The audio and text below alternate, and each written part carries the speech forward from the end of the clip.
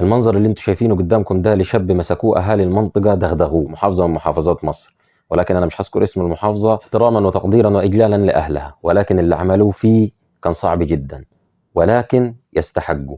ايه اللي حصل وايه القصه؟ ده اللي انا هقول لك عليه، ولكن بعد ما تقرا الرساله اللي قدامك دي. الرساله اللي قدامك دي لاحد المتابعين اللي عندنا على الحساب، كتب لي التعليق اللي انتم شايفينه قدامكم ده، وبيستفسر فيه عن الفيديو اللي احنا كنا نزلناه بتاع ايلون ماسك اللي بيتكلم فيه عن نوع معين من انواع البسكوت. طبعا الفيديو بمجرد ما نزل في خلال يوم وصل حوالي 1,000,000 مشاهده، ولكن طبعا بسبب البلاغات وبسبب القصص وبسبب الحوارات اللي اتكلمنا عنها كتير واللي مش محتاجين ان احنا نكررها تاني، الفيديو اتحذف. فدخل احد الاشخاص زي ما انتم شايفين كده في التعليق بيسالني عن الفيديو، فرديت عليه الرد اللي قدامكم ده، ان الفيديو اتحذف.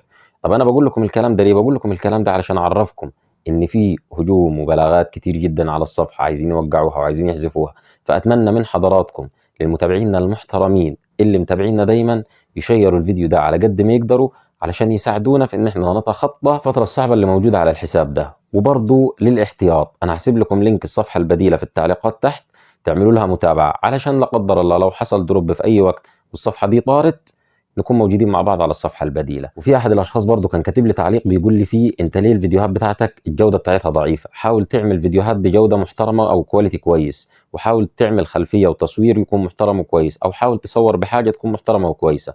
الرد على الكلام بتاعه ده انا هسيب لكم لينك في التعليقات تحت. اللينك ده لفيديو انا كنت نزلته على الصفحه عندي، ولكن طبعا بما ان الفيديوهات ما بتوصلش للناس، فانا هسيب لكم لينك الفيديو تحت في التعليقات، هتدخلوا عليه تشوفوه في الرد على استفسار وسؤال الشخص ده، علشان تعرفوا ليه الفيديوهات بتاعتنا الكواليتي بتاعتها بقت ضعيفه، وليه مش عارفين نصور بجوده عاليه. والرد اللي انتم هتسمعوه في الفيديو ده يعتبر احد الاسباب، مش كل الاسباب، والله المستعان.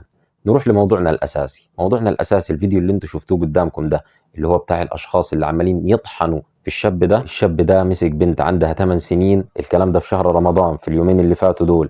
مسك البنت في حمام عمومي، امها كانت قاعده، امها يقال ان هي بياعه، كانت قاعده بتسترزق، وبنتها خدت بعضيها ودخلت حمام عمومي علشان تعمل حمام. احد الاشخاص شاف البنت، مشي وراها ودخل وراها الحمام، مسك البنت اغتصبها بهدلها.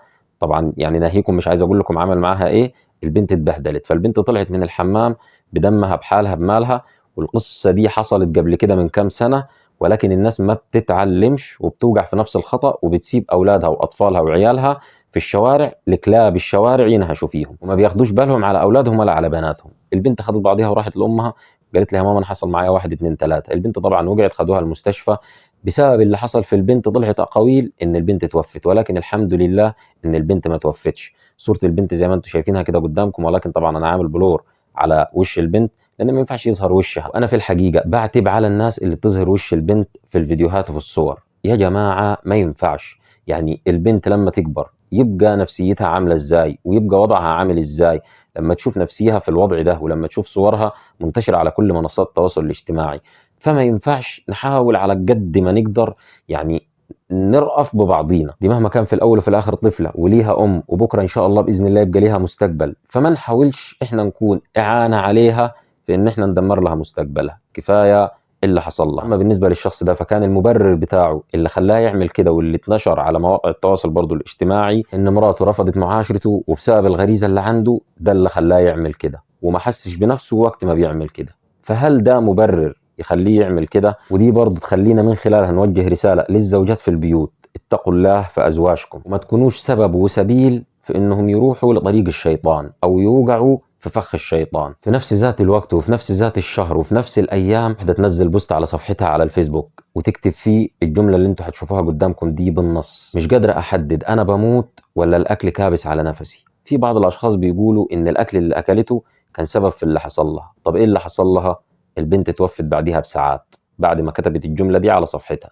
ففي بعض الاشخاص بيقولوا ويقال والله اعلم ان ده بسبب الاكل، ان الاكل اللي كلته كان فيه حاجه فهو اللي تسبب في وفاتها. في بعض الآراء التانية بتقول إن ده بسبب الكلام اللي هي كتبته على الصفحة بتاعتها، على مبدأ إن الكلام اللي بننطق بيه معلق بالأقدار، فإذا نطقنا بشيء وارد إنه يحصل. لكن عموما وفي كل الحالات ربنا يرحمها ويصبر أهلها ويجعل مسواها الجنة في الأيام المفترجة اللي احنا فيها دي. في النهاية الرسالة لحضراتكم: يا ريت كل واحد يخلي باله من نفسه، ما ننطقش بأي كلام وخلاص. نحاول دايما نتفائل في الخير، وبرضه نخلي بالنا من أولادنا ومن بناتنا. الناس اللي بتبقى قاعده في شقق وتبعت اولادهم الصغيرين للسوبر ماركت تحت، حاولوا تخلي بالكم وبلاش تعملوا الكلام ده. الناس اللي بتبقى طالعه مشاوير وتسيب اولادهم يلعبوا براحتهم، حاولوا تخلي بالكم من اولادكم، حاولوا تخلوا بالكم من الناس اللي حواليكم. احنا اصبحنا في زمن لازم نخاف على نفسينا وعلى اولادنا وعلى حالنا وعلى مالنا. اغلب الناس للاسف اصبحت لا تؤتمن الا من رحم ربي، وربنا يكون في عون البنت الصغيره، وربنا يرحم اللي توفت. واتمنى من الشخص ده انه ياخذ جزاؤه علشان يكون عبره لمن يعتبر ولمن لا يعتبر.